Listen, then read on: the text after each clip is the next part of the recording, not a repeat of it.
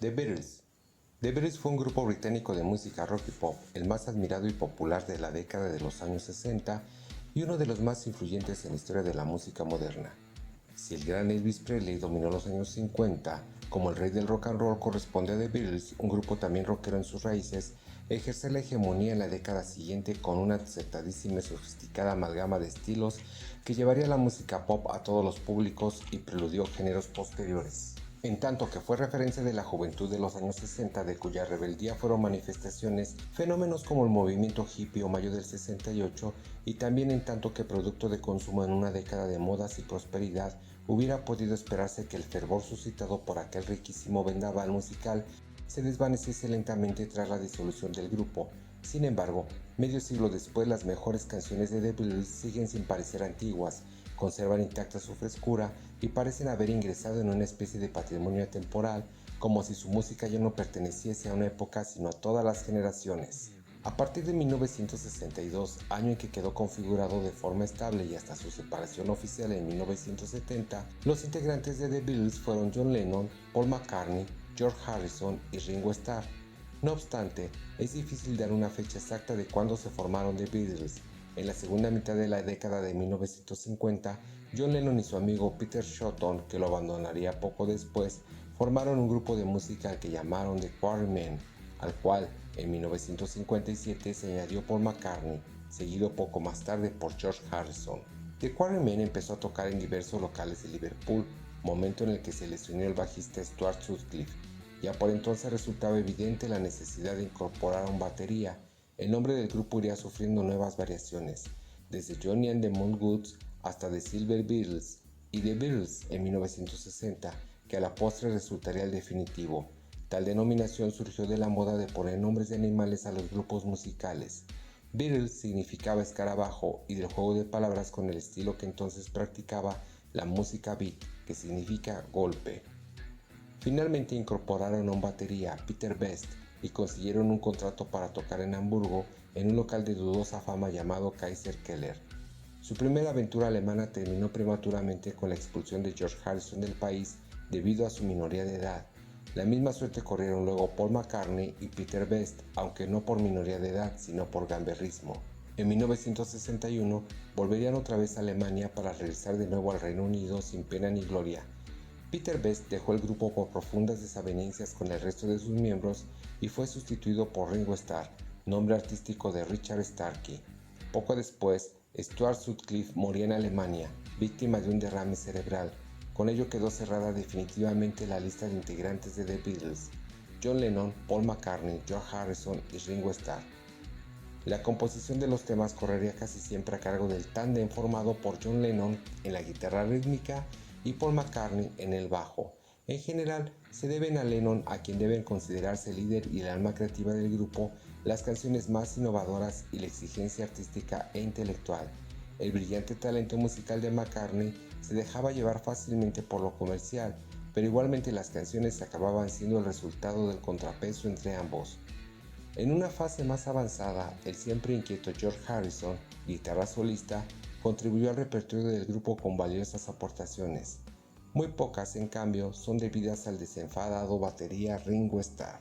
Pese a la nula repercusión, la experiencia en Alemania había dado consistencia al grupo, aunque a principios de los 60 no parecía más que otra de las numerosas bandas que, desde el triunfo del rock and roll estadounidense a mediados de los 50, cultivaban con pasión este género en el Reino Unido, interpretando o versionando temas de Elvis Presley, Chuck Berry y otros grandes rockeros americanos.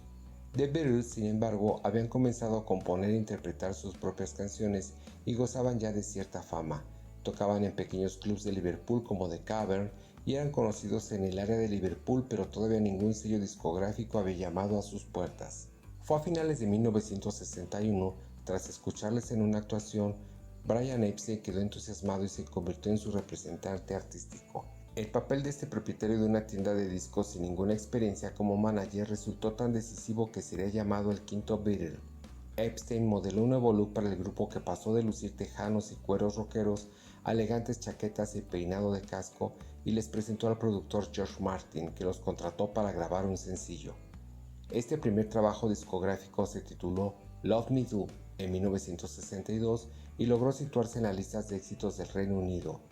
Ya en 1963, Please Please Me y poco después From Me to You y She Loves You accederán de nuevo a puestos de honor en las listas británicas.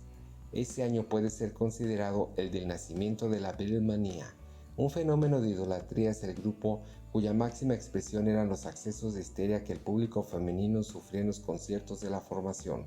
La Beatlemanía se extendió en 1964 a Estados Unidos, donde temas como Love Me Do, She Loves You o I Want to Hold Your Hand, arropados por su primera gira en este país, alcanzaron el primer puesto en las listas de éxitos.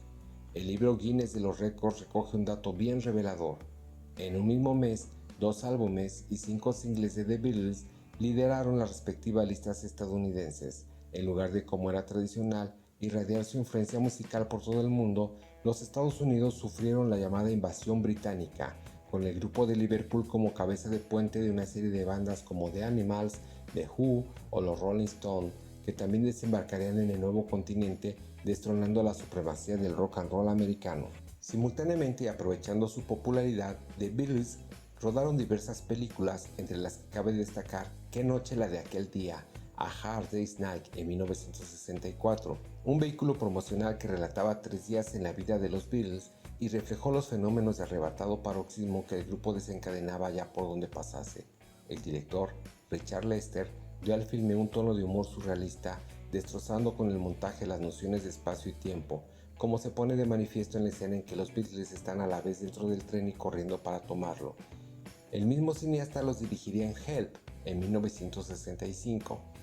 El lanzamiento de los álbumes homónimos acompañó ambos estrenos. También por entonces se editaron los LPs Beatles for Sale en 1964 y Rubber Soul en 1965. De hecho, hasta 1965, el grupo siguió encadenando discos a una media de 2 o más por año, la mayoría de cuyas canciones fueron escritas por ellos mismos, lo que da idea de su extraordinaria fecundidad. Durante estos primeros años, The Beatles realizaron giras por todo el mundo, pero sus conciertos fueron espaciándose progresivamente, en parte por la creciente irritación del grupo ante aquella exacerbada idolatría más orientada a sus personas que a su música.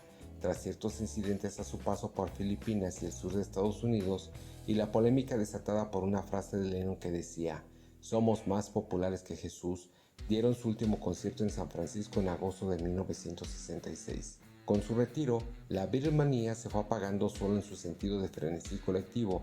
Siguieron siendo el grupo de referencia de su tiempo y teniendo entusiastas seguidores. A partir de entonces se limitarían a hacer grabaciones en estudio. Empezaba así una nueva etapa en su carrera, con una nueva imagen y un nuevo estilo, más serio y profundo, experimentado con avanzadas técnicas para crear innovadores efectos musicales. Los registros de su música se ampliaron y dieron entrada al blues, al country, a parodias de los años 20, a influencias orientales y a la crítica social, elementos que quedaron armónicamente integrados en un sonido propio e inconfundible. El primer álbum de esta segunda etapa, Revolver, en 1966, contenía ya un puñado de excelentes canciones musicalmente novedosas y alejadas de sus letras de los estereotipos amorosos al uso. Al año siguiente se intensificó su contacto con las drogas psicodélicas, especialmente el LSD, con el movimiento hippie y con el misticismo oriental encarnado en la figura del Maharishi Mahesh Yogi, a quien acompañaron a la India. Todo ello confluyó a la salida del mercado de su obra más revolucionaria, el Sgt. Pepper's Lonely Hearts Club Band, en 1967, un LP que marcaría el nacimiento de la música psicodélica y supuso un rotundo éxito mundial para el grupo británico, que alcanzó el número 1 simultáneamente en las listas británicas y estadounidenses. Ejemplo eminente especialmente en su cara A de lo que se ha dado en llamar un álbum conceptual, es decir, concebido como una obra unitaria que supera la mera yuxtaposición de canciones. El disco es una celebración de la música, la solidaridad, la libertad y la fantasía expresada en una sofisticada y armónica mixtura de estilos. En la cumbre de su capacidad creadora y funcionando como un solo hombre, el grupo supo escoger entre las múltiples tradiciones musicales la más adecuada para acompañar cada letra hasta obtener el brillantísimo resultado final. Pero fue en 1967 también el año del fallecimiento de quien los había llevado al estrellato, Brian Epstein, seguramente el único capaz de mantener unidas personalidades tan dispares. John Lennon siempre afirmaría que la muerte de Epstein significó el fin de los Beatles, La separación oficial tardaría en producirse y fue precedida por indicios clamorosos como la publicación de discos en solitario de John Lennon, 3 álbumes producidos con Yoko Ono, su esposa desde 1968, y de George Harrison. Probablemente no tuvo lugar antes por el interés de sus componentes de editar los trabajos conjuntos pendientes antes de iniciar una trayectoria personal. Así vieron la luz las composiciones de Magical Mystery Tour en 1967, un fallido filme para la televisión, el doble LP de White Album en 1968, la banda sonora de su deliciosa película de animación Yellow Submarine en 1969 y Abbey Road en 1969. Tras la publicación de Let It Be en 1970, que pese a su calidad musical suponía, para Lennon y para muchos, el fin del inconformismo y el retorno al redil en temas como el que da título al álbum, las desavenencias en el seno de la formación acabaron con la disolución de la misma y cada miembro continuó con diversa fortuna su carrera musical en solitario sin que fructificase ninguno de los intentos de volver a reunirlos. La muerte de John Lennon en 1980 a manos de un perturbado tuvo un gran impacto en todo el mundo y terminó con cualquier sueño de sus fans en este sentido. La influencia de la obra de The Beatles a lo largo de las décadas subsiguientes ha sido inmensa. Por citar solo unos ejemplos, de la psicodelia del Sgt. Pepper's arranca toda una corriente que llega a grupos como Pink Floyd o Emerson Lake and Palmer y dio origen al denominado rock sinfónico. Su influjo todavía se dejaría sentir poderosamente en el Britpop, uno de los fenómenos musicales más significativos de los años 90. Al margen de su indudable importancia artística, The Beatles quedaron para siempre como el símbolo de un estilo de vida que entroncó perfectamente con las profundas inquietudes juveniles de la década de los 60.